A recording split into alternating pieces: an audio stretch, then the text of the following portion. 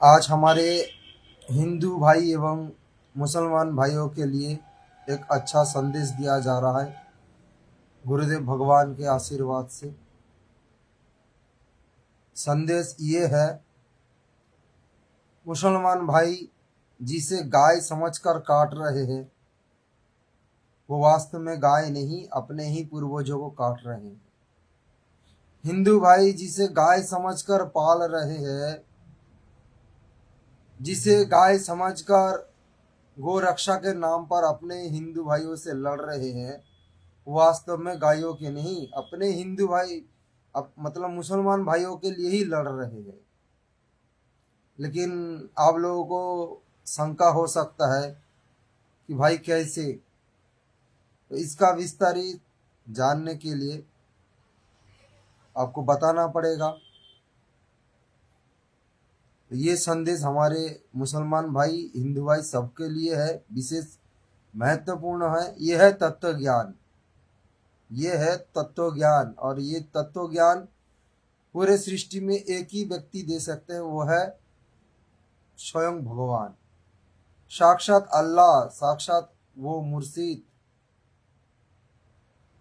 वो कबीर भगवान ही दे सकते हैं, आदि नारायण ही दे सकते हैं, आदि विष्णु ही दे सकते हैं। अन्यथा दूसरा किसी व्यक्ति के वश के बात नहीं कि ये तत्व ज्ञान दे दे। आज उन्हीं के आशीर्वाद से हम नीचों को जो तत्व ज्ञान प्राप्त हुई है, आज वही तत्व ज्ञान आप भाई बहनों को शेयर करने जा रहा हूँ। तो वीडियो शुरू करने से पहले वो असली अल्लाह, असली राम, असली वाहेगुरु, असली ईसा मसीह के महिमात्मक जो नाम है, उपमात्मक जो नाम है, उसका जयकारा लगाएंगे, फिर वीडियो शुरू करेंगे। आप भाई बहन वीडियो देखते रहना, अब लोगों को बिल्कुल समझ में आएगा कि कैसे ये बात सत्य है।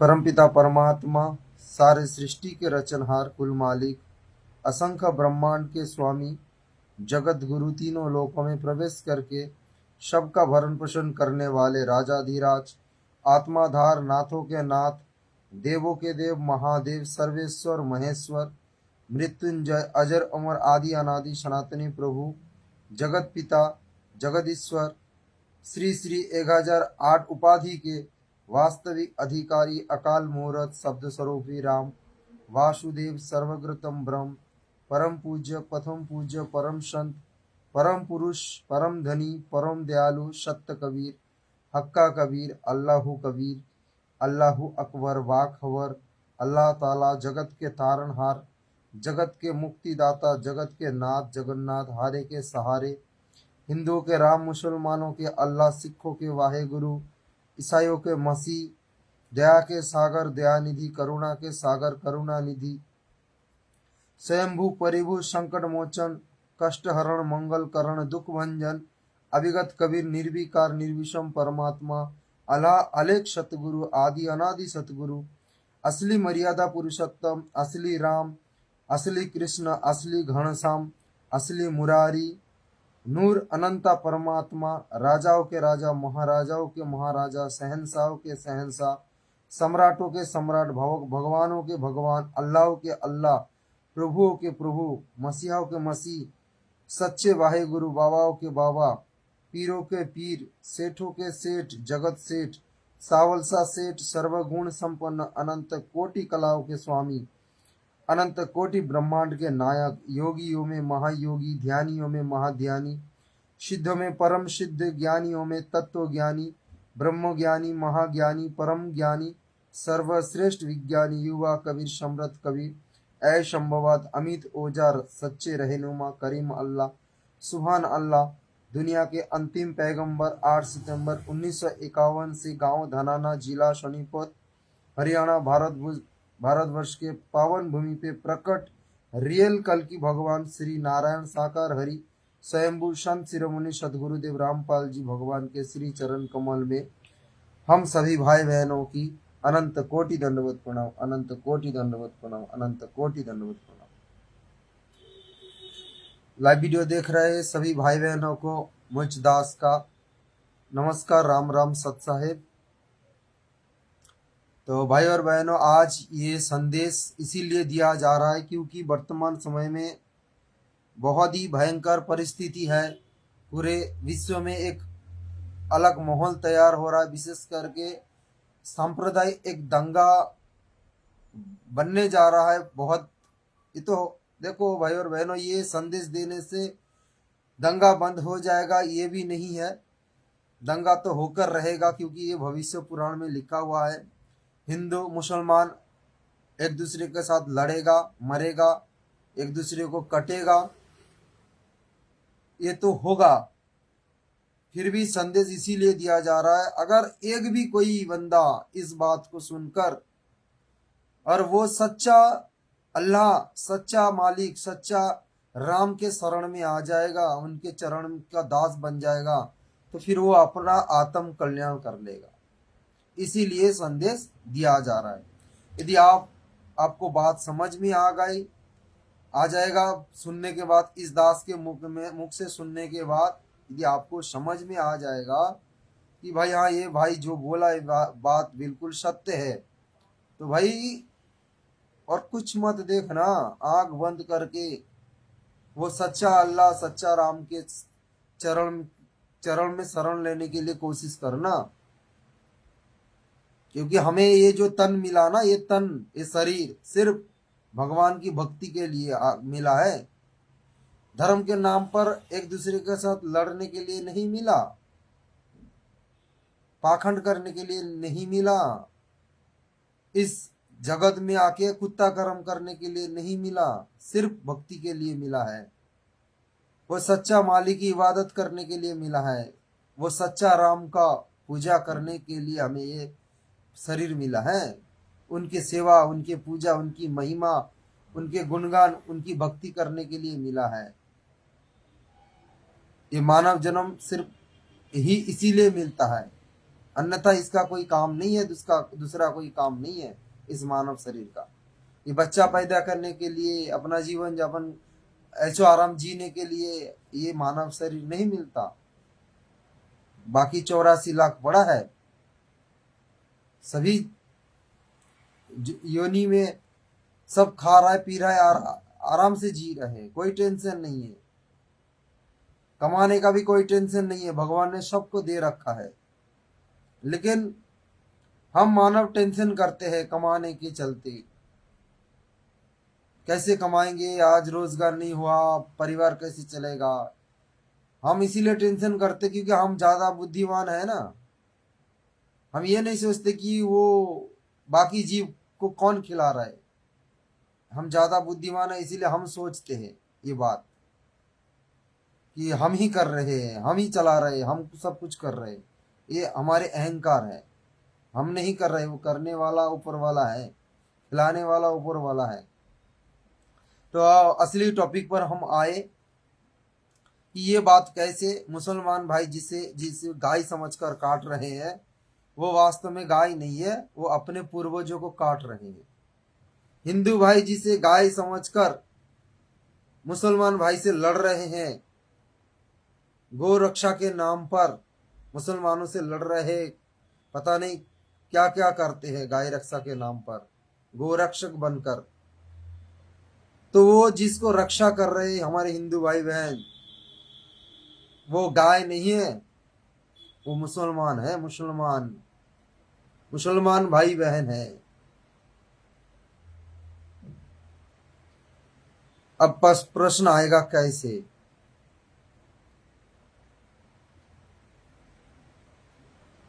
भगवान के विधान है, जो कर्म करोगे उसी अनुसार आपको भी सजा मिलेगा, उसी अनुसार आपको भी सजा मिलेगा। यदि कहीं पर आपने एक सांप को 2-4 आदमी मिलकर एक साथ डंडा मार मार के मार दिए ना, तो उसका सजा भी आपको मिलेगा। कैसे मिलेगा? आपको भी एक दिन सांप बनना पड़ेगा। जिन जिन लोगों ने डंडे मार मार कर उस सांप की हत्या की है, वो सारे के सारे को एक दिन सांप बनना पड़ेगा। ये ऊपर वाला का नियम है। वो सच्चा राम सच्चा रहीम की नियम है ये। वो सच्चा अल्लाह का नियम है। ये विधान है इस दुनिया में। आपको भी सांप बनना पड़ेगा। जितने लोग आप लोगों ने डंडा मारे ना, सबको सांप बनना पड़ेगा। और जो सांप सांप को हम लोगों ने मारे हैं, फिर वो मनुष्य रूप लेगा। उनको मनुष्य रूप मिलेगा बदला लेने के लिए। फिर वो भी एक दिन आपको इसी तरह डंडे मार मार कर मारेंगे।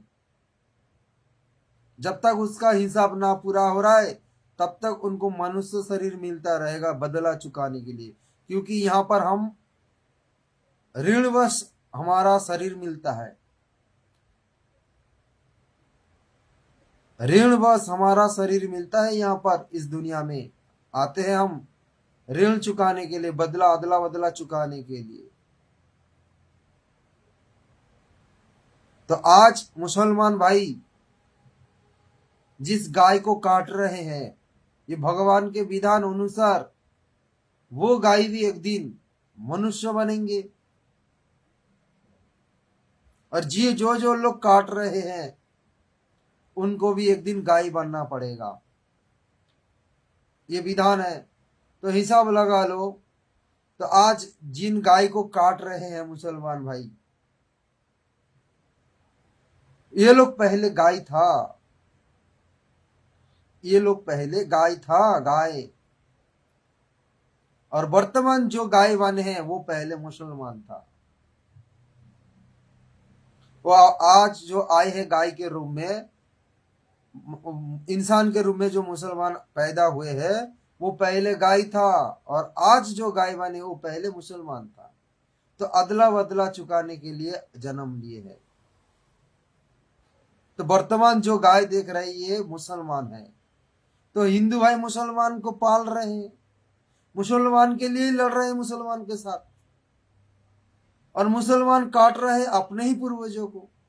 ये विधान है वो सच्चा रहीम सच्चा राम सच्चा मलिक का।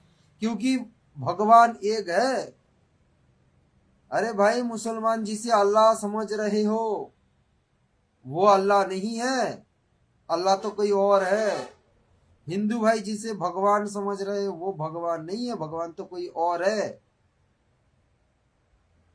चाहे भगवान कह लो, अल्लाह कह लो, खुदा कह लो, कुछ भी कह लो, व्यक्ति एक है।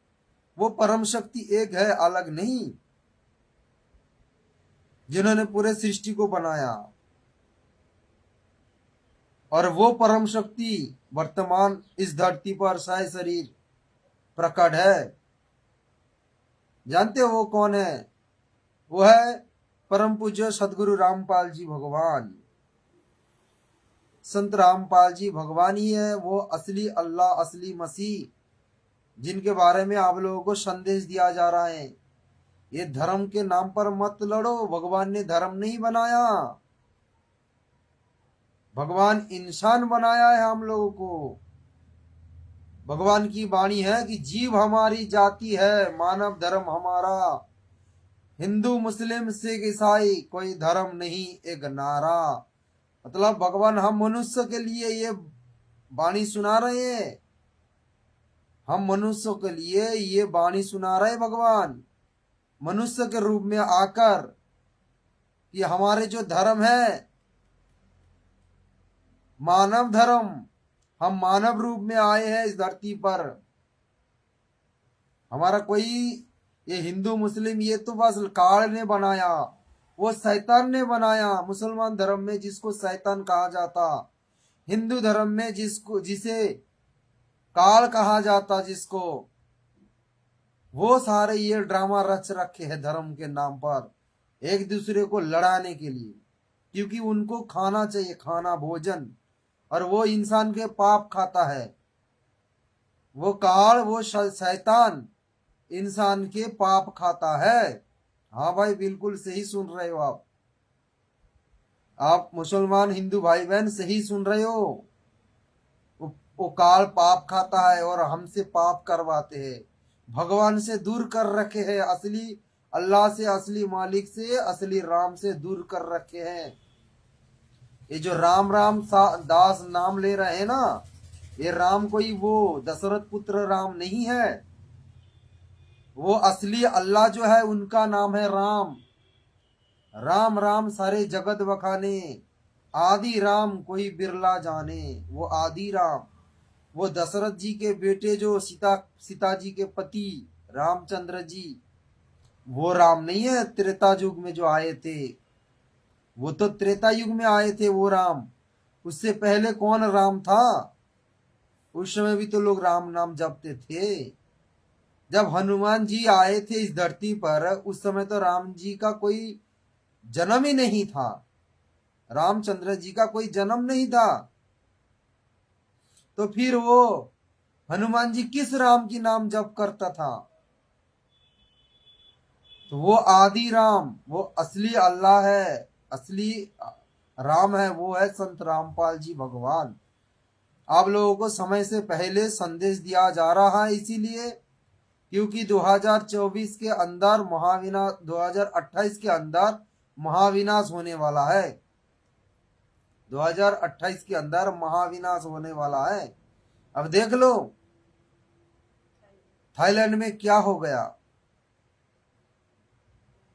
उससे तो डबल होगा भारत में। क्या करोगे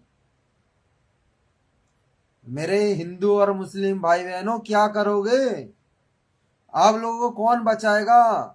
आप जिससे अल्लाह मानकर पूज रहे हो, इबादत कर रहे हो, वो अल्लाह नहीं है, वो शैतान है। असली अल्लाह तो कबीर है, कबीर। असली अल्लाह का नाम है कबीर। वो नर आकार है, निराकार नहीं है, बेचुन नहीं है। वो नराकार नहीं है, निराकार नहीं है, नर आकार यानी मनुष्य दृश्य। उनका नाम है कबीर।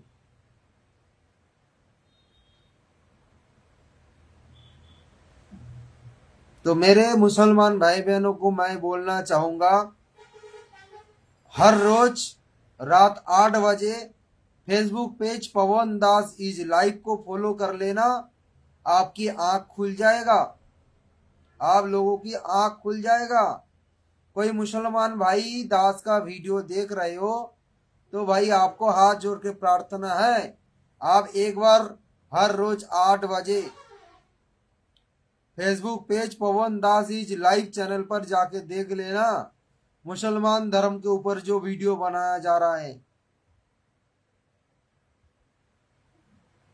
मुसलमान भाई नहीं समझे ज्ञान कुरान, उसके ऊपर वीडियो बनाया जा रहा है। भगवान जी के कर कमलों में कर कमल द्वारा लिखित पुस्तक, वो सच्चा मालिक सच्चा अल्लाह के कर कमल द्वारा लिखित पुस्तक पाठ करके सुनाया जा रहा है। भाई समय रहते समझ जाओगे, अच्छी बात है। नहीं तो भाई आप लोगों को बचाने वाला धरती पर कोई दूसरा अल्लाह नहीं आएगा, ना हजरत मोहम्मद जी आएंगे। और हिंदू भाई बहनों को भी बचाने वाला कोई राम जी कृष्ण जी नहीं आएंगे, क्योंकि असली राम असली कृष्ण जी आ गए हैं। यही है वो असली राम कृष्ण। कृष्ण मतलब वो दापर युग में जो कृष्ण जी आए थे, वो कृष्ण जी नहीं है। उनका तो शरीर का नाम है कृष्ण। कृष्णा तो उनके शरीर का नाम है, जो दापर युग में आए थे यादव वंश में।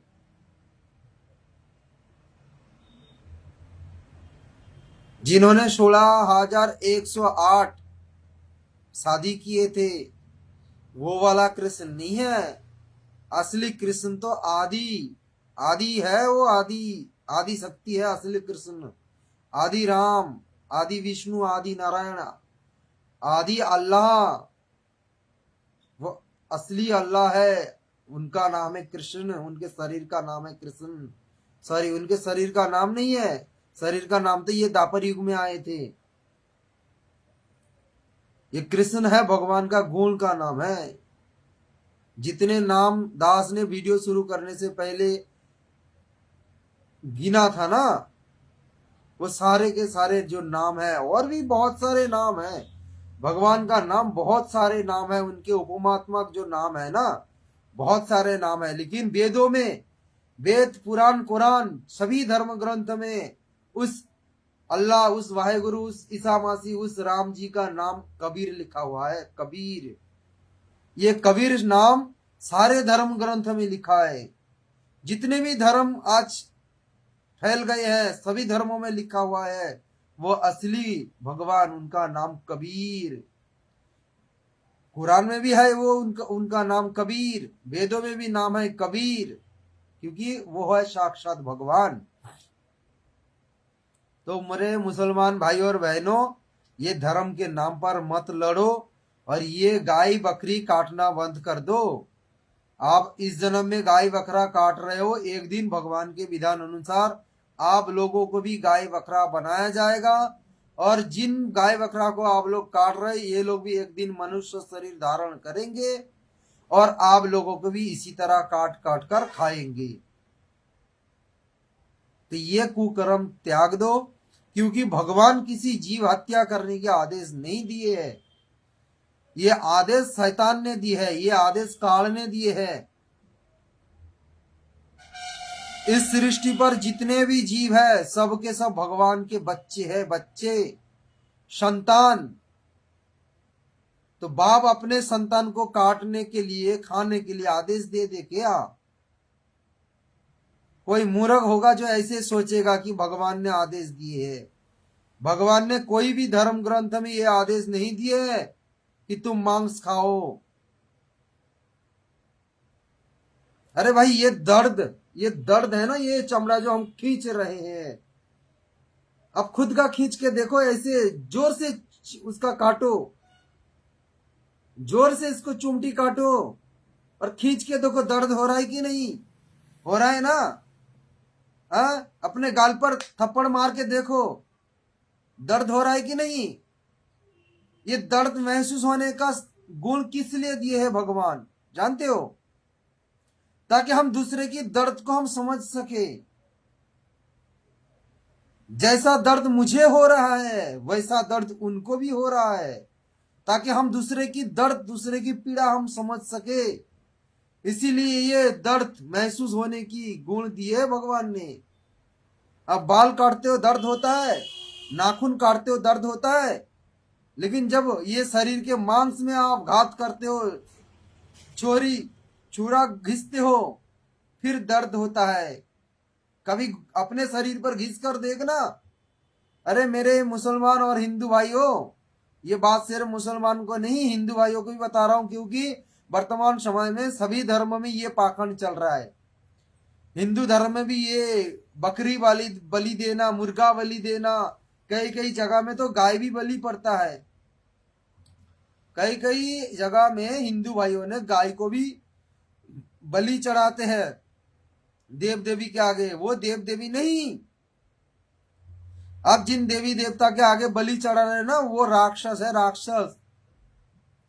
क्योंकि शास्त्र में लिखा है देवी देवता फल आहार करते हैं, देवी देवता फल आहार करते हैं, दूध दही घी माखन ये सब खाते हैं, मांस नहीं खाते।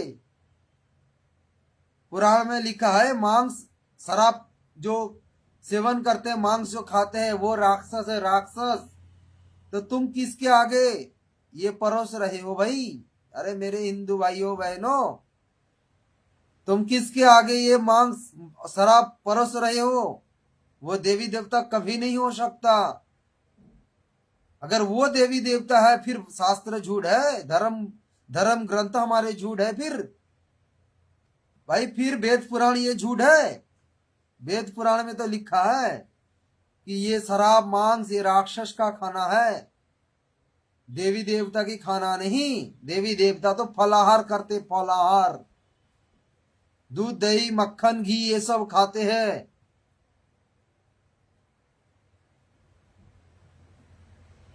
तो भाई, आप जिसको देवी देवता मान के बलि चढ़ा रहे हो, चाहे वो हिंदू हो या मुसलमान, वो वास्तव में देवी देवता नहीं, शैतान है, शैतान।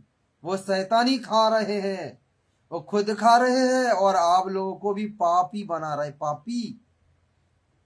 नरक में जाने के लिए तैयारी कर रहे हो आप लोग, हिंदू भाई नरक में जाने के लिए तैयार कर रहे हो, और मुसलमान भाई भी नरक में, जिसे आप लोग जहन्नम कहते हो, जहन्नुम।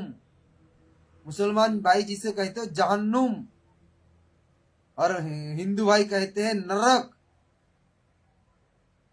और मुसलमान भाई स्वर्ग को क्या कहते हैं? जन्नत। आप लोग सोच रहे हो कि हम ये कर्म करके जन्नत चला जाएंगे, और हिंदू भाई सोचते हैं हम बलि चढ़ाकर स्वर्ग में चले जाएंगे। बिल्कुल नहीं है। लात मार के वहां से भगा दिया जाएगा आप लोगों को, लात मार के। उस स्वर्ग में जो बैठे हैं ना द्वारपाल, लात मार के आपको निकाल देगा, नीचे उतार देगा, हट जाए यहां से। पापी इंसान कहीं के, जीव हत्या करके आ गए हैं, पूरे जिंदगी में कुकर्म करके आ गए हैं। राक्षस है, चले जा राक्षस स्कूल में, नरक में जा। भगाएंगे ऐसे डंडे मार मार मार के, तब पता चलेगा कि भाई तुम इस धरती पर क्या कुकर्म की है। ना मुसलमान भाई कुरान के अनुसार भक्ति कर रहे हैं, ना हिंदू भाई गीता जी के अनुसार भक्ति कर रहे हैं। कोई कुछ नहीं कर रहा, सब अपने अपने पाखंड। और ये हमारे धर्म गुरु जो बैठे हैं ना, ये काजी मौलवी, ये धर्म गुरु, जो हिंदू धर्म के धर्म गुरु, सब के सब काल के दूध है, सब के सब काल के दूध, पाखंड है, पाखंड। इनका काम है जनता को भ्रमित करना, धर्म के नाम पर लड़ाना। काल के दूध है ये, सब के सब काल प्रेरित है। काल इन लोगों को स्पेशल रूप में भेज रखा इस धरती पर कि तुम किसी तरह बांट दो आदमी को धर्म के नाम पर। आपको सच्चे ज्ञान देने, ग्रहण करने के मौका नहीं देंगे ये राक्षसों ने, ये काल के दूतों ने आपको लड़ाने के लिए आए हैं। आपके जानी दुश्मन है, जानी दुश्मन, खून चूसने आए हैं ये लोग। स्पेशल है, वो काल की तरफ से, शैतान की तरफ से भेजा गया। चाहे हिंदू धर्म में धर्मगुरु हो, मुसलमान धर्म में काजी मुल्ला हो, ये सब के सब उस शैतान का दूध है, कोई अल्लाह का दूध नहीं है। वो राम का दूध नहीं है, असली राम का दूध नहीं है, ये काल का दूध है, काल का दूध। आप लोगों को विनाश करने के लिए आए हैं। और वर्तमान समय में वो असली अल्लाह, असली खुदा, असली राम धरती पर प्रकट है इंसान के रूप में। पहचान सको तो भाई पहचान लेना। अगर पहचान लोगे समय से पहले, फिर आपका भला हो जाएगा, कल्याण हो जाएगा, मनुष्य जन्म लेने का असली मकसद पूरा हो जाएगा आप लोगों का। अन्यथा फिर आपके लिए 84 लाख तैयार है, 84 लाख योनि। आपके मृत्यु के पश्चात, आपके मृत्यु के पश्चात जब आपके शरीर को, सूक्ष्म शरीर को लेकर जाया जाएगा धर्मराज के दरबार में, आपको उस समय ये नहीं पूछा जाएगा भाई आप किस धर्म से हो। वहां पर धर्म नहीं देखा जाता, वहां पर कर्म देखा जाता। कर्म कि आपने क्या कर्म की है इस धरती पर आके। आप हिंदू हो या मुस्लिम, वहां पर ये नहीं पूछा जाएगा। वो धर्मराय के दरबार में परमात्मा कहते हैं कि तुमने उस दरबार का मैल नहीं देखा, धर्मराय के तिल तिल लेखा। तुम्हारे हर एक गतिविधि वो धर्मराय लिख रहे, वो धर्मराज। इस पूरे पृथ्वी का जो पूरे 21 ब्रह्मांड में, हर एक ब्रह्मांड में धर्मराज बैठे हैं। हम आत्माओं की कर्म गिन रहे हैं, लिख रहे हैं। वो हर एक धर्मराज बैठे हैं ब्रह्मांड में, उनके आगे चित्रगुप्त बैठे हैं लिखने के लिए हमारा कर्म। वहां पर ये नहीं लिखा जा रहा है कि भाई ये तो हिंदू धर्म की व्यक्ति है, ये मुसलमान धर्म की व्यक्ति है, ये सिख धर्म का व्यक्ति है, ये ईसाई धर्म का व्यक्ति है। वहां पर ये नहीं दिखा जाता। वहां पर बस आपका कर्म दिखा जाएगा, कर्म। जब धर्म है ही नहीं तो वहां पर क्यों धर्म देखा जाएगा? तो इस धरती पर एक शैतान ने, काल ने आपस में लड़ाने के लिए, आपस में जानी दुश्मन बनाने के लिए ये धर्म तैयार कर दिए है। वरना वो सच्चा मालिक, वो असली अल्लाह, असली खुदा, असली राम, उन्होंने धर्म नहीं बनाया। इसीलिए तो भगवान चीख चीख कर बता रहा है कि जीव हमारा जाति है, मानव धर्म हमारा हिंदू मुस्लिम सिख ईसाई, कोई धर्म नहीं एक नारा। तो मेरे भाइयों और बहनों, जो लोग वीडियो देख रहे हो, हिंदू मुस्लिम या कोई भी धर्म से हो, आप लोग अपने धर्म ग्रंथों को ढंग से नहीं समझ पाए, अपने धर्म ग्रंथों को ढंग से नहीं समझ पाए।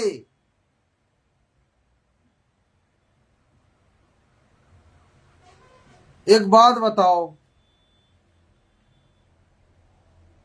कुरान जो लिखा हुआ है वो कौन सी भाषा में लिखा हुआ है? उर्दू भाषा में। क्यों उर्दू भाषा में लिखा हुआ है?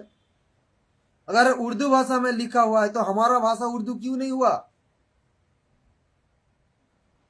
हम सारे मानव का भाषा उर्दू क्यों नहीं हुआ? और उसी तरह गीता जी जो लिखा हुआ है, श्रीमद् भगवत गीता, संस्कृत में लिखा हुआ है। क्यों संस्कृत में लिखा हुआ है? हिंदी में क्यों नहीं लिखा हुआ है? जो हम आम समाज में भाषा व्यवहार करते हैं उस भाषा में क्यों नहीं लिखा गया? अगर संस्कृत में लिखा हुआ है तो हमारी भाषा फिर संस्कृत क्यों नहीं हुआ? हमारी भाषा अलग क्यों है? ये सारे के सारे काल का साजिश है, ये काल का चाल है, ताकि हम धर्म ग्रंथों को ढंग से ना समझ सके। आज देखो, जितने भी हिंदू भाई बहन हैं, 99% हिंदू भाइयों को संस्कृत नहीं आता। उसी तरह मुसलमान धर्म में भी थोड़ा बहुत, हिंदुओं से ज्यादा मुसलमान भाइयों को थोड़ा बहुत उर्दू पता है, फिर भी 90% मुसलमान भाई को उर्दू पता नहीं है। क्यों? क्योंकि हम उर्दू नहीं पढ़े हैं, उर्दू नहीं सीखे हैं। जिन्होंने उर्दू पढ़े हैं थोड़ा बहुत, उनको पता है, सबको नहीं पता। अरे होना चाहिए था ना सबका भाषा उर्दू। अगर धर्म ग्रंथ लिखा है तो हम कैसे समझेंगे? जैसे हम स्कूल में पढ़ते हैं, जैसे हम बंगाल से है, जैसे हम बंगाल से है, तो हम जिस स्कूल में पढ़े हैं उस स्कूल में वो किताब बांग्ला में है। जो भाई आज जैसे कि मान लो आप गुजरात से हो, तो आप गुजरात में जिस स्कूल में आप पढ़ते हो उस पुस्तक में वो गुजराती भाषा लिखा हुआ है। तो उस गुजराती स्कूल में अगर बांग्ला भाषा लिखा जाएगा तो आप पढ़ पाओगे? नहीं पढ़ पाओगे। तो गुजराती भाषा ही चाहिए ना। सबसे बड़ी बात है, जब भगवान एक है और सब उनके बच्चे हैं, हम सब इंसान भाई बहन है, हम सारे मनुष्य समाज भाई बहन है, तो हमारा भाषा तो एक होना चाहिए। जब हमारा भगवान एक है तो भाषा एक होना चाहिए। इतने सारे भाषा क्यों? आपके मन में कभी ये ख्याल आया, कभी प्रश्न आया कि इतने सारे भाषा क्यों? क्योंकि ये काल का साजिश है, काल ने ये रच रखा है। एक दूसरे की भाषा ना समझ पाए, एक दूसरे की पुस्तक को ना पढ़ पाए, एक दूसरे की धर्म ग्रंथों को ना पढ़ पाए, हम आपस में लड़ाएंगे धर्म के नाम पर। ये शैतान का साजिश है, ये काल का साजिश है, शैतान का साजिश है।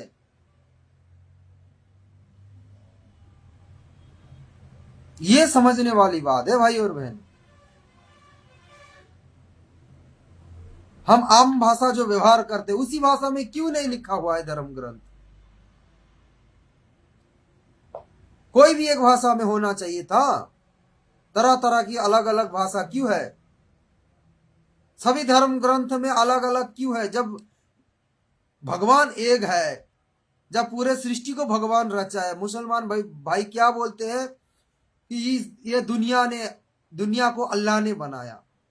अगर भाई तुम बोल रहे हो कि ये दुनिया को अल्लाह ने बनाए हैं, ये तो भाई सत्य है।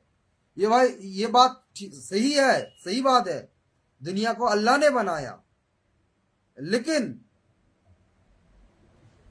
अगर तुम बोल रहे हो कि दुनिया को अल्लाह ने बनाया, तो ये भाई, ये हिंदू भाई कहां से पैदा हो गया? ये सारे देवी देवता कहां से पैदा हुआ? तो तुम्हारे अल्लाह ने बनाया होगा ना, तो फिर तुम इसको क्यों नहीं मान रहे हो? और उसी तरह से हिंदू भाई बोलते हैं पूरे सृष्टि को भगवान कृष्ण ने बनाया। ये भी बात सत्य है, क्योंकि जो कृष्ण है वही अल्लाह है। वो द्वापर युग वाला कृष्ण नहीं है। इस सृष्टि को रचने वाला वो द्वापर युग में जो आए थे यादव कुल में, वो कृष्ण नहीं है। सृष्टि रचने वाला आदि कृष्ण है। ये बात तो सत्य है कि सृष्टि को कृष्ण जी ने बनाया। तो मेरे हिंदू भाई और बहनों, अगर सृष्टि को कृष्ण जी ने बनाया तो ये अल्लाह वाला कहां से पैदा हो गया? अल्लाह बोलने वाला मुसलमान भाई बहन कहां से पैदा हो गया? फिर ये कृष्ण जी ने पैदा किया, तो फिर इसको तुम दुश्मनी क्यों मानते हो? हमारे बुद्धि पर पत्थर पड़ा है, हम इस पर कभी सोचते नहीं है, विचार नहीं करते। यह है तत्व ज्ञान, और ये तत्व ज्ञान देने के लिए भगवान स्वयं आते हैं धरती पर। वो असली राम, असली कृष्ण, असली अल्लाह इस धरती पर आते हैं, तत्व ज्ञान देने के लिए आए हैं। आज संत रामपाल जी भगवान के रूप में आए हैं। पहचान सको तो इनको पहचान लो। इनको कोई आम इंसान मत समझो। ये मत देखो कि भाई ये इंसान है, जेल में बंद है, देशद्रोही है। ये तो उनके लीला है, खेल है। भगवान ऐसे लीला करते हैं, खेल करते हैं, क्योंकि भगवान ज्ञान से पहचान करवाते हैं अपना, चमत्कार से नहीं। जब संत रूप में आते हैं धरती पर, जब वो भगवान संत रूप में आते हैं धरती पर, ज्ञान से पहचान करवाते हैं। काल से एग्रीमेंट कर रखे हैं कि मैं ज्ञान दूंगा नीचे जाकर। भगवान ने काल से एग्रीमेंट की है, वो शैतान से। इस लोक का जो मालिक है ना, ये शैतान है मालिक। हम जिस लोक में वर्तमान हम विराज है, जिस लोक में हम बसवास कर रहे हैं, जीवन यापन कर रहे हैं, इस लोक का मालिक है शैतान, काल। क्योंकि भगवान से काल ने 21 ब्रह्मांड भीग ले रखे, भीग। इस शैतान को भगवान ने 21 ब्रह्मांड भी भीग दे दी है। ये बात आप लोगों को समझ में नहीं आएगा। आप जब संत रामपाल जी भगवान के सत्संग सुनेंगे, तब आपको पता चलेगा कि ये काल कौन है, ये शैतान कौन है। काल कह लो, शैतान कह लो, एक ही बात है, क्योंकि व्यक्ति एक है। काल और शैतान एक ही व्यक्ति है, अलग नहीं है। ये एक ही व्यक्ति है। तो इनको ये सारे 21 ब्रह्मांड, आज जिस ब्रह्मांड में हम लोग विराज है, 21 ब्रह्मांड है ये पूरा।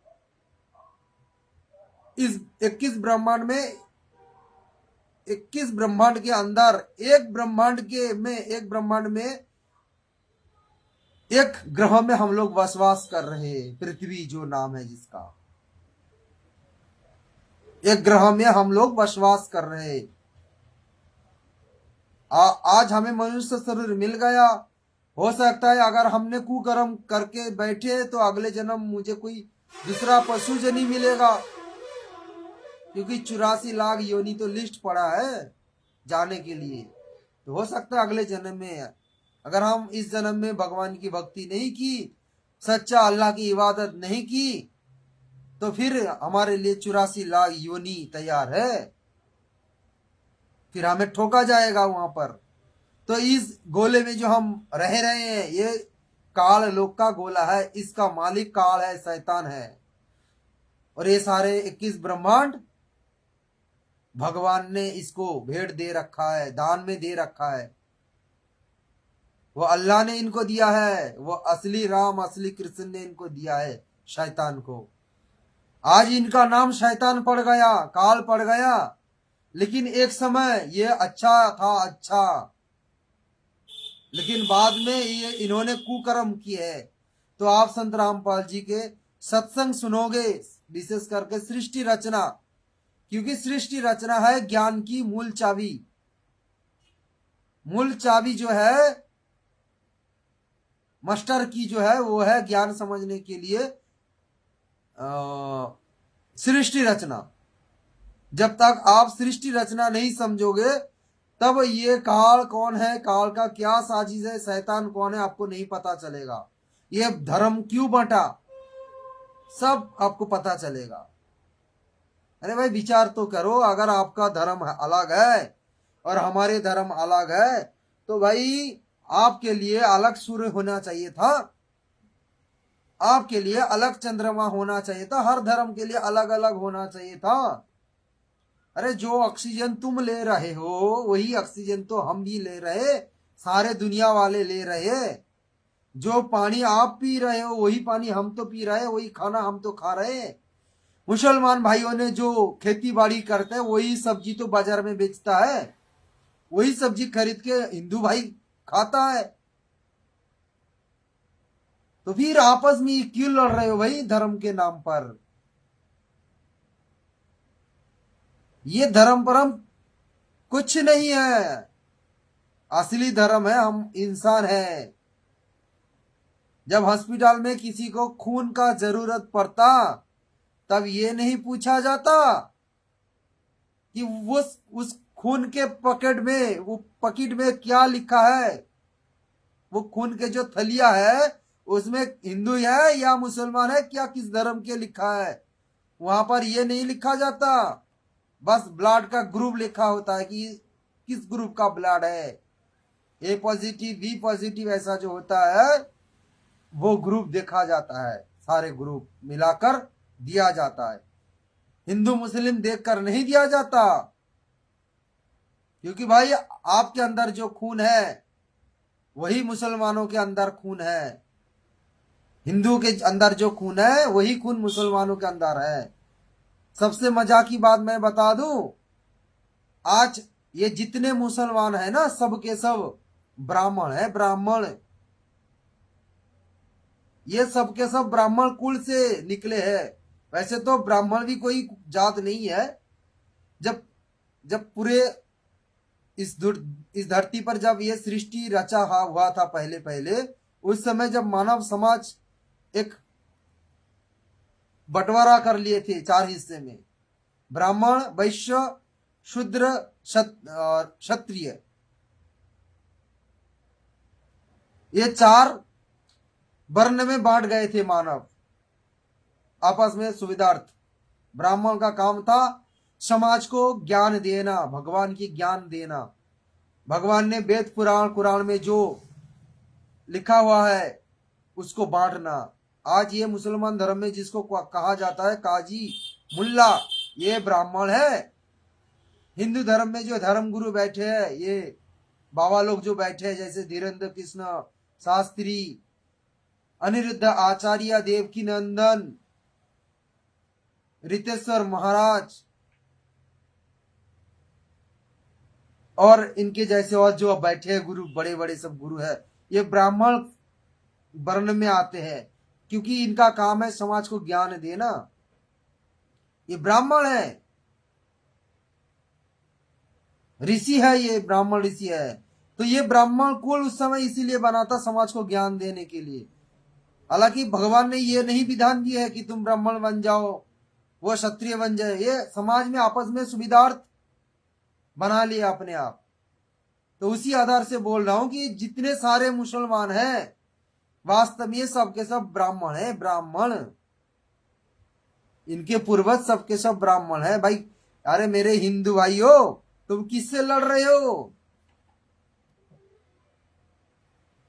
मेरे हिंदू भाई बहनों, किससे लड़ रहे हो तुम? अपने ही भाई बहनों से लड़ रहे हो। हम एक ही पिता के संतान हैं, हम एक ही अल्लाह, एक ही भगवान, एक ही राम के संतान है। हमारा बाप सबका एक है, वो क्या नाम है, सबका मालिक एक है, साईं बाबा क्या बताते हैं, सबका मालिक एक है। अरे वो एक मालिक कौन है, यही तो पहचानो, यही तो जानो भाई। इसको जानने के लिए प्रयास करो कि वो सबका मालिक एक है, वो कौन है। उसको पहले जानो, तब पता चलेगा कि ये हिंदू कौन है, मुसलमान कौन है, सिख कौन है, ईसाई कौन है, जैन कौन है। ये सारे जो धर्म आपस में बांट गए हैं, ये कौन है। जैसे आज राजनीति बांट गया है। जब प्रथम भारत स्वाधीन हुआ था 1947 में, जब भारत स्वाधीन हुआ था, क्या उस समय इतने सारे ये राजनीतिक दल था? ये पहले एक शुरू हुआ था ना, उसके बाद फिर धीरे धीरे धीरे धीरे आपस में बांट गए। तो उसी तरह ये मानव समाज शुरू में एक था और सब आपस में बांट गए हैं।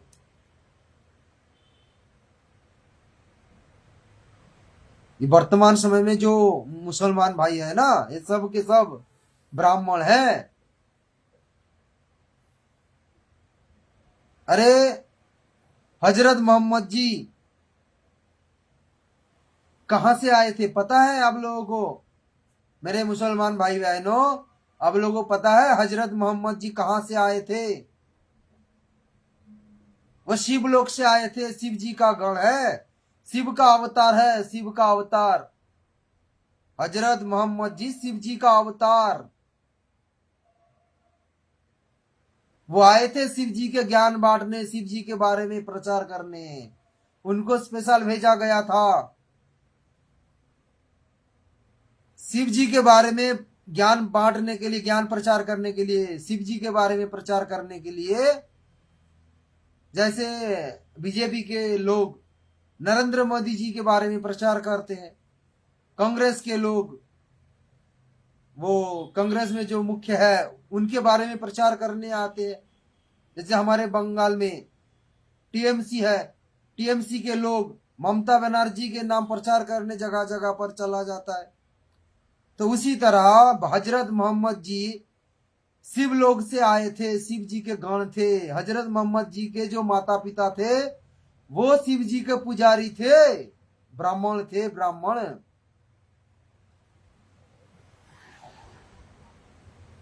शिव जी के पुजारी थे, इसीलिए उनके घर में, उनके गर्भ में शिव जी के दूध, शिव जी का अवतार आया है, हजरत मोहम्मद जी। ये बात ना हिंदुओं को पता है ना मुसलमानों को पता है। ये बात सिर्फ भगवान को पता है, संत रामपाल जी भगवान को। आज उन्होंने ज्ञान दे रहे हैं, ये बात गुप्त बात, ये तत्व ज्ञान वही दे रहे हैं। देखो हजरत मोहम्मद जी आए थे शिव जी के प्रचार करने, लेकिन काल ने कुप्रेरणा करके रास्ता मोड़ दिया, दूसरे ओर मोड़ दिया। ये काल, ये शैतान ने अलग धर्म चला दिया।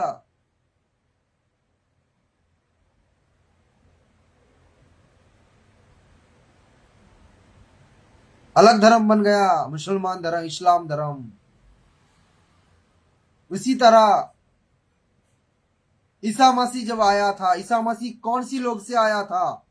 ना ये ईसाइयों को पता है, ना ये हिंदू भाई बहनों को पता है। अरे ईसा मसीह आया था विष्णु जी के लोग से, विष्णु जी का अवतार है वो, विष्णु के गण है। वो आए थे विष्णु जी के प्रचार करने।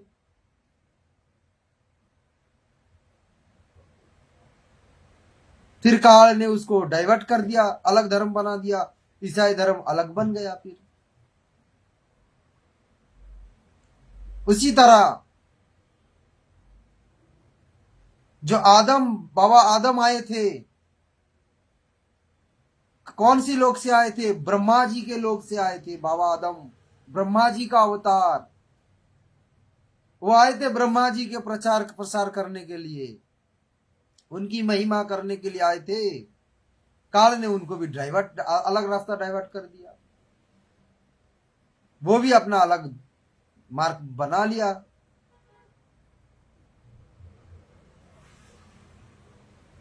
तो काल ने इसी प्रकार, वो शैतान ने इसी प्रकार हम भाई बहनों को आपस में बांट रखे हैं।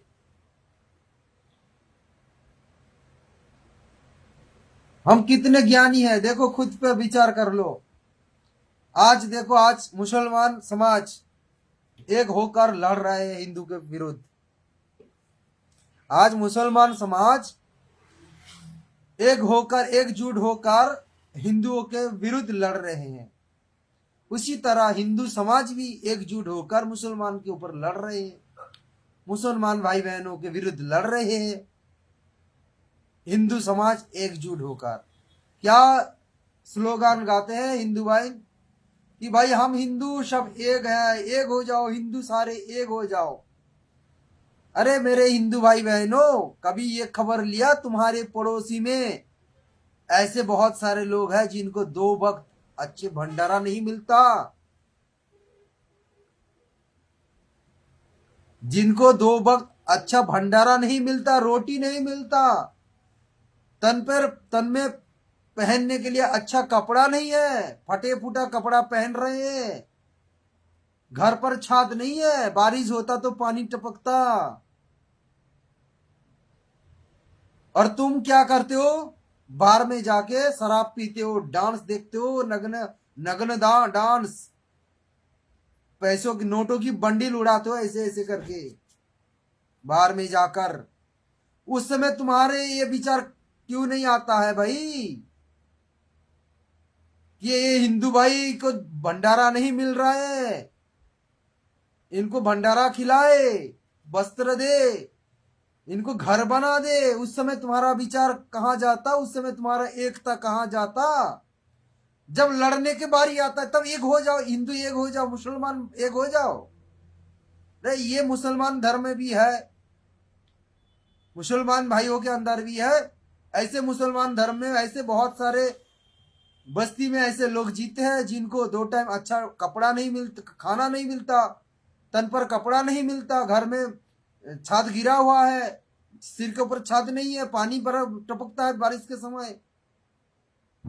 तुम जाओ ना, उन लोगों को खिलाओ ना, उनके घर बना दो ना।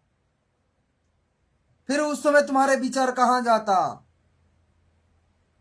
लड़ने के समय तुम आपस में मिल जाते हो, हम सब मुसलमान भाई भाई भाई भाई। उस समय तुम्हारे भाई भाई कहां जाता।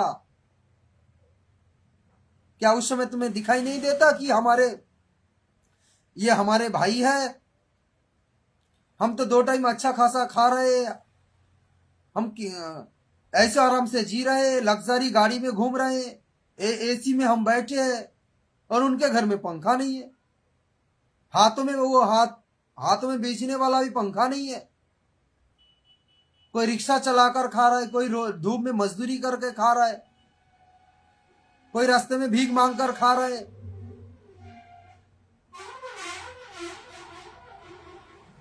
2-5 रुपया दे देते हो, फिर ये समझते हो कि मैंने थोड़ा पुण्य कर लिया, भिखारी को दान कर दिया। अरे समाज में बड़े बड़े आदमी इकट्ठे होकर उन गरीबों को घर बना दो, उनको कोई 15-20 हजार 50 हजार इकट्ठे करके एक छोटा मोटा कोई दुकान बना दो, ताकि उनको दूसरे के आगे हाथ फैलाना ना पड़े। क्यों नहीं करते हो। हमारे हिंदू भाई बहन भी ऐसे क्यों नहीं करते हो। आज देखो रोड रोड पर भिक्षु घूम रहा है, भिखारी घूम रहा है, राम जी के नाम पे 5 रुपया दे दे बाबा, अल्लाह के नाम पे 5 रुपया दे दे बाबा, जगह जगह पर ये भिक्षु घूम रहा है। तुम उन लोगों को एक घर क्यों नहीं बना देते हो भाई। धरती पर कितने जगह खाली पड़ा है। हमारी ये सरकार क्या कर रहे हैं। अरे हमारी ये सरकार क्या कर रहे हैं, इनको तो वोट चाहिए, वोट। जब वोट लेने की समय आता है तब जनता के आगे हाथ जोड़ते ऐसे। देखना भाई, तुम्हारे लिए हम है। जब वोट मिल गया तब गए काम से, तब फिर वो आप उनके पीछे भागो, उस समय वो आपको वो इतना महत्व तो नहीं देगा जीतने के बाद। ये राजनीति भी काल का एक साजिश है, आपस में लड़ाने के लिए। ये आज ये धर्म के नाम पे जो लड़ रहे हैं ना, इसका शुरुआत राजनीति से हो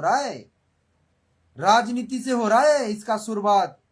आज से 50 साल पहले कोई इतना नहीं लड़ रहा था धर्म के नाम पर। वर्तमान में क्यों लड़ रहे हैं। क्योंकि राजनीति वाले लड़ा रहे अब धर्म के नाम पर। ये काल का दूध है, सबके सब काल का साजिश है।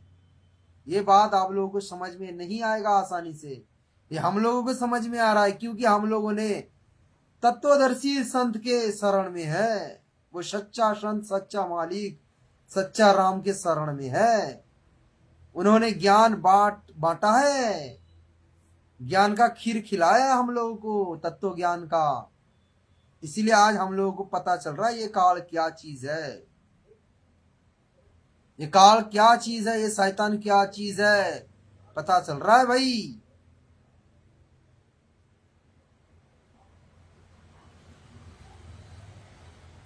अगर आप भाई भाई होते, सच्चे मानते कि हमारे मुसलमान हमारे भाई है, तो सबको, कोई गरीब कोई बड़े आदमी नहीं रहता, सब एक समान होता।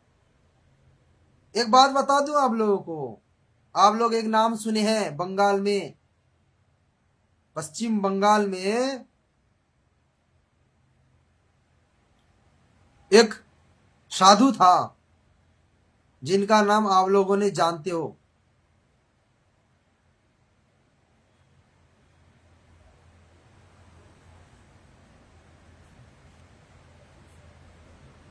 क्या नाम था, दास भी भूल रहा है।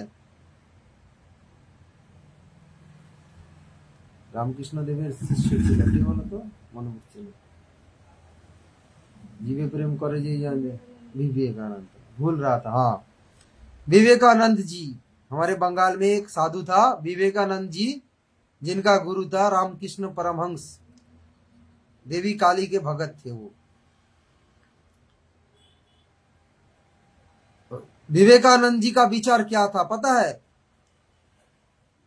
वो उनके जो पिताजी थे ना, विवेकानंद जी के पिताजी, दास ने हल्का फुल्का थोड़ा उनके जीवन कहानी पढ़ा था एक पुस्तक में, बहुत पहले, आज से लगभग 8-9 साल पहले दास ने पढ़ा था। तो विवेकानंद जी के जो पिताजी थे वो है एक बैरिस्टर, वो एक बैरिस्टर थे। तो उनके जो पुत्र है ये विवेकानंद जी, तो वो बैरिस्टर थे, मतलब कोई अभाव नहीं था, कोई अभाव नहीं था। उस समय वो जमींदार थे, उस समय वो जमींदार थे, पैसा वाला थे। लेकिन इतने पैसा रहने के बाद भी, इतने बड़े आदमी होने के बाद भी, स्वामी विवेकानंद जी मिट्टी पर सोते थे, मिट्टी पर एक चाटाई मिलाकर सोते थे, पालंग पर नहीं सोता था। और वो भी वो अपने मकान, जो मकान था, मकान में नहीं सोता था। उनके पिताजी जो ऐसो आराम बंगला बनाकर रखे थे, वहां पर नहीं सोता था। उनके घर में काम करने वाले नौकर का जो अलग घर बना दिया गया था, उसी कमरे में जाकर सोता था, उन लोगों के साथ सोता था, मेजे पर सोता था, जमीन पर चाटाई मिलाकर। और वो भी अपने सिर पर तकिया नहीं लेता था। क्यों? उनका विचार ये था कि ये जिस देश में हम जन्म लिए हैं, इस देश के लोगों को खाना नहीं मिल रहा है, सोने का जगह नहीं मिल रहा है, ये हमारे भाई है, ये हमारे अपने हैं, कोई पराई नहीं है, ये सारे के सारे हमारे अपने ही तो है, हमारे भाई बहन तो है।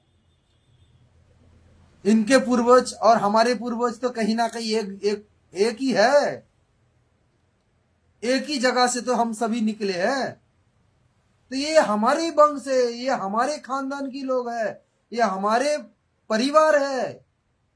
स्वामी विवेकानंद पूरे विश्व को अपना परिवार मानता था, सिर्फ इंसान को नहीं है। जब उनको ज्ञान हुआ था तब वो एक पशु को भी वो अपना परिवार मानता था। उन्होंने एक ज्ञान बांटा, बंगला में मैं बता रहा हूं, अगर किसी को बंगला समझ में आता है तो समझ में आएगा। जीवे प्रेम करे जय जन से जन सेविचे ईश्वर, उनका एक प्रवाद था। मतलब जीव को जो प्रेम करते हैं वास्तव में वो भगवान पाने का अधिकारी है। जो जीव पर हिंसा करते हैं, जो मुर्गा काटना, बकरी काटना, गाय काटना, ये तो क्रूर व्यक्ति का काम है। इन ऐसे व्यक्ति को भगवान प्राप्त नहीं होता। भगवान नफरत करते हैं ऐसे व्यक्ति को।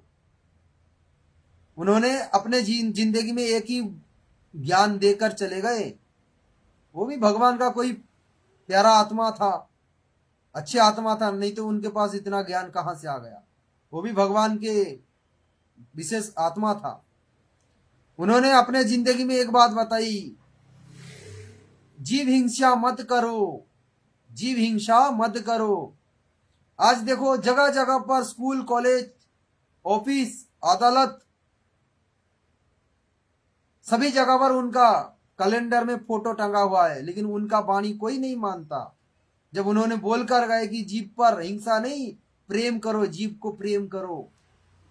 सब भगवान की आत्मा है, सब उस मालिक का आत्मा है। तो उनका यह विचार था कि जिस विश्व में हम जन्म, पृथ्वी पर हम जन्म लिए, इस पृथ्वी में हर एक जीव हमारे रिश्तेदार है, हमारे अपने हैं। जब इन लोगों को शांति से थोड़ा आराम से भंडारा नहीं मिल रहा है, 2 वक्त रोटी नहीं मिल रहा है, तन पर कपड़ा नहीं मिल रहा है, तो हम कैसे ऐसो आराम जी ले, कैसे हम चैन से पालंग पर सो ले, कैसे हम आनंद से खा ले। हर वक्त रोते थे खाते समय, पेट पर खाना नहीं जाता था, बस अपना जीवन बचाने के लिए थोड़ा बहुत खाते थे, रो रो कर। ना जाने इस समय मेरे कौन से भाई बहनों को खाना नहीं मिल रहा है, 2 वक्त भूखे पेट रो रहे हैं, पेट में हाथ लगाकर। यह होता है सच्चा प्रेमिक। उन्होंने कोई जाति नहीं देखा, धर्म नहीं देखा, सभी धर्मों को एक माना, अपना ही भाई बहन माना। उन्होंने मुसलमानों को भी ज्ञान दिया, हिंदू को भी ज्ञान दिया, सभी धर्मों के लोगों को ज्ञान दिया। तो यह है एक अच्छा इंसान के विचार होना चाहिए। उनको सब कुछ सुविधा था, ऐसे आराम जीने के लिए उनके पास सब सुविधा था, फिर भी वो दुख में जिया करते थे, जमीन पर सोया करते थे, ये विचार करके मैं कैसे पलंग पर सो जाऊं, जब मेरे दूसरे भाई बहनों को सोने के लिए एक खटिया तक नहीं मिल रहा है, हम पलंग पर कैसे सो जाऊं। जब मेरे भाई बहनों को पहनने के लिए अच्छा कपड़ा तक में नहीं मिल रहा है, हम कैसे कीमती कीमती कपड़ा पहन लूं, वस्त्र पहन लूं। जब मेरे भाई बहनों को 2 वक्त रोटी नहीं मिल रहा है शांति से, हम कैसे तरह तरह की भोजन कर लूं, 36 व्यंजन कर लूं, 36 व्यंजन हम कैसे भोजन कर लूं। किसी भी तरह अपना जीवन यापन किया है उन्होंने, भिखारी की तरह उन्होंने अपना जीवन यापन किया। वो इसीलिए उन्होंने सन्यास ले लिया था, स्वामी विवेकानंद जी ने, इसीलिए उन्होंने सन्यास ग्रहण कर लिए थे। अपने जिंदगी में जिस दिन से उनको ज्ञान प्राप्त हुआ, अपने गुरु रामकृष्ण देव का संस्पर्श में गए हैं, उसी दिन से वो अपने आप को एक सन्यास बना लिया। अपने मन को, सिर्फ शरीर को सन्यास बनाने से नहीं चलेगा, अपने मन को सन्यास बनाओ। सारे सुख से अपने आप को वंचित करोगे तब जाके आप सन्यास। वर्तमान में ये सन्यास कहाँ है, सारे सुख सुविधा ले रहे, कहाँ सन्यास है ये। एसी कमरे में सो रहे हैं, पलंग पर सो रहे हैं, एसी कार में घूम रहे, कहाँ सन्यास है। सन्यास की परिभाषा पता भी है इन लोगों को, भगवा वस्त्र पहनने से कोई सन्यास नहीं बनता। सन्यास की परिभाषा पता ही नहीं। और ये काल लोग में सुख की चिंता कौन करेगा, जो मूर्ख होगा वो चिंता करेगा सुख की चिंता। काल लोग में सुख लेने की चिंता कोई मूर्ख ही करेगा। हमें तो यहाँ पर पल पल रोना है, रोना, राह देखना है, भगवान कब दया होगी, ये भगवान कब दया होगी, हम अपने लोग में कब जाएंगे, हमारा घर यहाँ नहीं है, हमारे घर सनातन धाम सतलोक धाम में है सबका, चाहे हिंदू हो, मुस्लिम हो, सिख हो, ईसाई हो, सबका धाम है। असली धाम जो है वो सतलोक धाम है, सनातन धाम। जिस लोक से आज वो कबीर भगवान आए हैं इस धरती पर, मनुष्य रूप में लीला कर रहे हैं, ज्ञान बांट रहे हैं अपने भक्तों को। तो भाई ये कुकर्म से बचो, ये धर्म के नाम पर मत लड़ो। आपको जो बताना था ये दास बता दिया, बाकी आपकी मर्जी। अपना कल्याण, आत्म कल्याण करना चाहते हो तो संत रामपाल जी भगवान के सत्संग सुनना शुरू कर दो, और नहीं सुनोगे, मान बढ़ाई में आओगे, अपने आप को ज्यादा ज्ञानी समझोगे, तो फिर भाई आपके लिए 84 लाख योनि तैयार है। फिर आपको ये नहीं पूछा जाएगा आप हिंदू हो या मुसलमान हो या सिख हो या ईसाई हो, ये नहीं पूछा जाएगा। जैसे कर्म करोगे, आज गाय काट रहे हो, आपको भी गाय बनाया जाएगा, और जिस गाय को आप काट रहे हो वो भी एक दिन मनुष्य रूप में पैदा होगा आपके मुसलमान समाज में, फिर वो काटेंगे। आज हिंदू भाई जिस गाय को लेकर लड़ रहे, ये गाय वही है, मुसलमान भाई है। ये ज्ञान पता चलेगा आप संत रामपाल जी के सत्संग सुनोगे तब। तो हो गया समय बहुत, यहाँ पर मैं अपना लाइव समाप्त कर रहा हूं। अब लोग समझ गए तो वीडियो को आगे शेयर करना। बंदी छोड़ सतगुरुदेव रामपाल जी पूर्ण परमेश्वर जी की जय हो। असली मालिक, असली अल्लाह, असली राम की जय हो।